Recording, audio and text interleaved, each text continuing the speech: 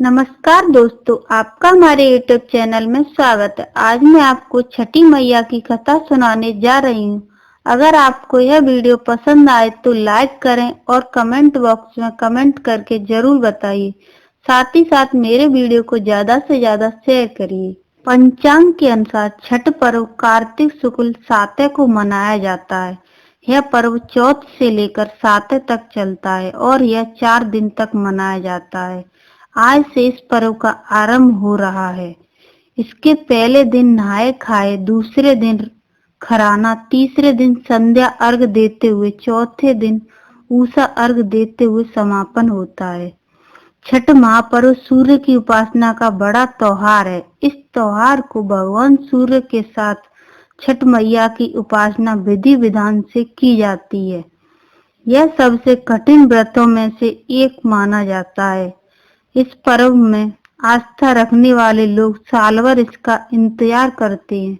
धार्मिक मान्यता है कि संतान की लंबी आयु के लिए, संतान की सुरक्षा के लिए किया जाता है। यह त्योहार आज से शुरू हो रहा है। इस साल यह पूजा 19 नवंबर को होगी। 20 नवंबर को उगते हुए सूर्य को अर्घ दिया जाएगा। छठ पर्व की शुरुआत नहाए खाए से होती है।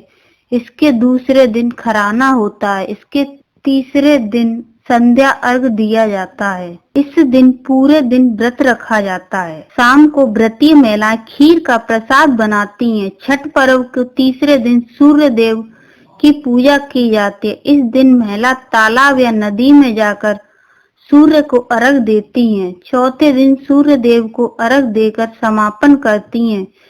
इस त्योहार को बिहार, झारखंड, पूर्वी उत्तरी प्रदेश के साथ साथ नेपाल में भी मनाया जाता है।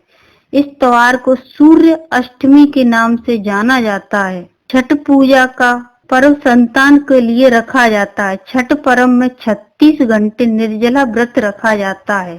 पौराणिक ग्रंथों के अनुसार भगवान ब्रह्मा की मानस पुत्री सूर्य देव की बहन है। षष्टमी के दिन सूर्य व्रत को षष्टमी मैया का व्रत के नाम से जाना जाता है। इस व्रत को छठ पर्व भी कहा जाता है। अब सुनते हैं छठ पर्व की ये कथा। पौराणिक कथा के अनुसार जब ब्रह्मा जी ने सृष्टि की रचना की तो उन्होंने अपने शरीर के 2 हिस्से किए। दाएं भाग से पुरुष और बाएं भाग से प्राकृतिक। प्राकृतिक के छठवें भाग से छठी देवी की उत्पत्ति हुई थी। प्राकृतिक देवी को देव सेना के नाम से जाना जाता है। व्यक्ति इनकी पूजा करता है। इनके मन की मुराद अवश्य पूरी होती हैं। प्राकृतिक का छठ अंश होने के कारण इन्हें छठ देवी के नाम से भी जाना जाता है। छठी मैया के नाम से जानते हैं। एक समय की बात है कि राजा प्रियव्रत नाम के एक राजा थे। उनकी पत्नी का नाम मालिनी था। उन दोनों के कोई संतान नहीं थी। इस बात से राजा और उनकी पत्नी बहुत दुखी थे।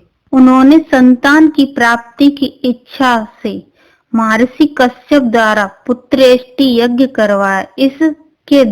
इसके अनुसार रानी गर्भवती हो गई। 9 महीने बाद संतान सुख प्राप्त करने का समय आया तो रानी को मरा हुआ पुत्र हुआ। इस बात को पता चलने पर राजा को बहुत दुख हुआ। संतान शोक में वह आत्महत्या का मन बना लिया। लेकिन जैसा ही राजा को आत्महत्या करने की कोशिश की तो उनके सामने एक सुंदर देवी प्रकट हुई।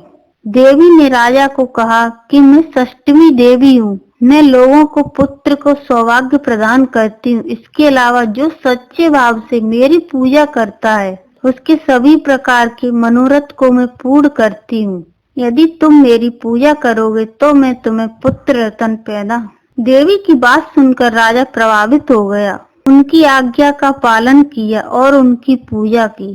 राजा रानी दोनों ने कार्तिक शुक्ल अष्टमी तिथि के दिन देवी छठी की पूरी विधि विधान से पूजा की। इस पूजा को फलस्वरूप उन्हें एक सुंदर पुत्र की प्राप्ति हुई। तभी से छठ मैया का पावन पर्व मनाया जाता है। बोलो सूर्य भगवान की जय, बोलो छठ मैया की जय। धन्यवाद दोस्तों।